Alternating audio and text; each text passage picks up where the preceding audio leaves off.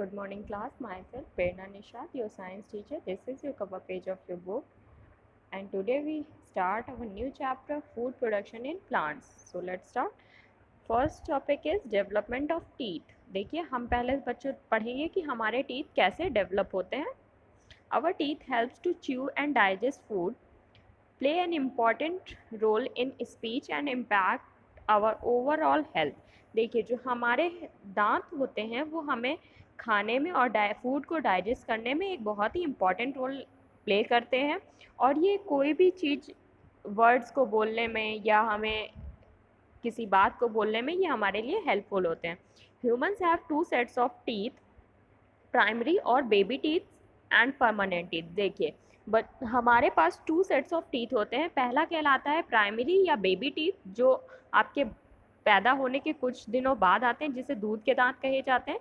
और फिर उसके बाद आपके जब वो दांत गिर जाते हैं तो permanent teeth, which develop in stages, जो अलग अलग स्टेज में डेवलप होते हैं. Although the timing is different, उनकी टाइमिंग भी डिफरेंट होती है. The development of each of these sets of teeth is similar. दोनों जो हमारे दांत होते हैं ऊपर वाले और नीचे वाले वो सिमिलर एक जैसे ही होते हैं.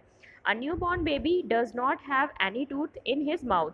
जब कोई बच्चा पैदा होता है तो उसके मुंह में एक भी दांत नहीं होते हैं. आफ्टर 6 to 7 months, 6 या 7 महीने बीत जाने के बाद द फर्स्ट टूथ अपीयर्स, तो पहला दांत आता है. The crown of a tooth forms first while the roots continue to develop even after the tooth has erupted. जो हमारे क्राउन टीथ होते हैं वो सबसे पहले आते हैं, उसके बाद उसमें रूट आती जाती है, वैसे वैसे ये डेवलप करते जाते हैं. बाय द एज ऑफ 3 साल की एज में अबाउट 20 टीथ आर विजिबल. हमारे 20 दांत लगभग आ जाते हैं. This set of teeth is in a child is called milk teeth और टेम्परेरी टीथ. देखिए जो 20 दांत आए हैं उन्हें हम दूध के दांत या टेम्परेरी टीथ कहते हैं. At the age of about 6 years, जब हम 6 साल के हो जाते हैं, milk teeth starts falling 1 by 1. तब वो जो दूध के दांत होते हैं वो एक एक करके गिरना शुरू हो जाते हैं, मतलब टूट जाते हैं. Primary teeth falls out because it is being pushed out of the way by the permanent teeth that is behind. अब बता रहा है कि प्राइमरी टीथ जो होते हैं वो गिरते हैं. क्यों गिरते हैं? क्योंकि जो नए दांत होते हैं, जो परमानेंट टीथ होते हैं, वो उन्हें पुश करते हैं और वो जो आपके दूध वाले दांत होते हैं वो गिरने लगते हैं. उसकी जगह पे आपके परमानेंट टीथ आने लगते हैं. Slowly the permanent teeth grow and take the place of primary teeth. धीरे धीरे परमानेंट टीथ आपके प्राइमरी टीथ की जगह ले लेते हैं. Permanent teeth are larger and take longer to grow than primary teeth. By about of 12-13 years, most kids have lost all their baby teeth and have a final set of teeth. जब बच्चों हम 12 या 13 साल के हो जाते हैं तब ऑलमोस्ट आपके दूध के दांत सभी गिर जाते हैं, उसकी जगह आपके परमानेंट टीथ ग्रो हो जाते हैं. There are 28 permanent teeth in all.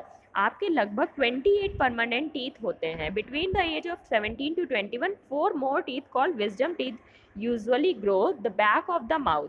देखिए जब हम 17 से 21 साल के होने लग जाते हैं तब हमारे 4 दांत और आते हैं जिन्हें विजडम टीथ के नाम से हम जानते हैं. They complete the adult set of 32 teeth.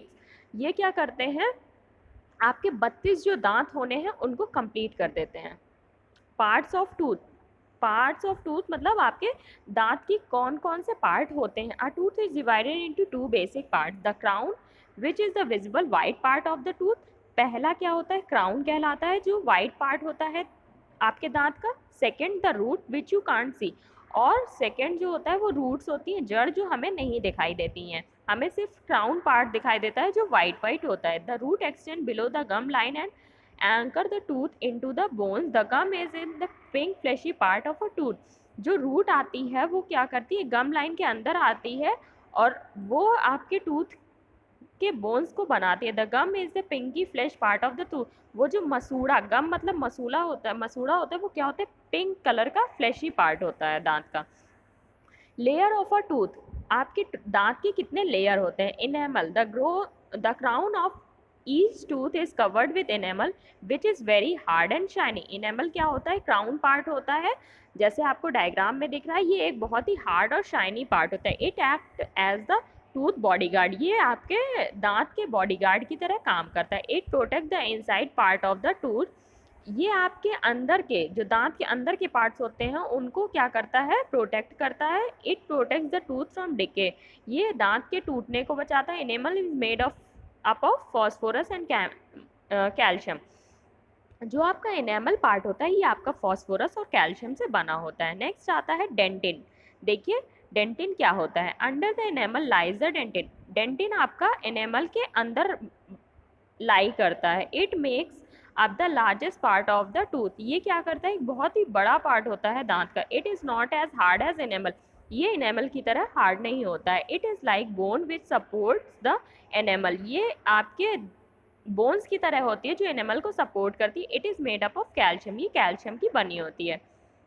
Next आइए pulp. Pulp is found inside the dentin. Pulp क्या होता है, ये डेंटिन के अंदर का पार्ट होता है। It forms the central part of the tooth. It's contain blood vessels, nerves and other soft tissues that deliver nutrients and signals to the teeth।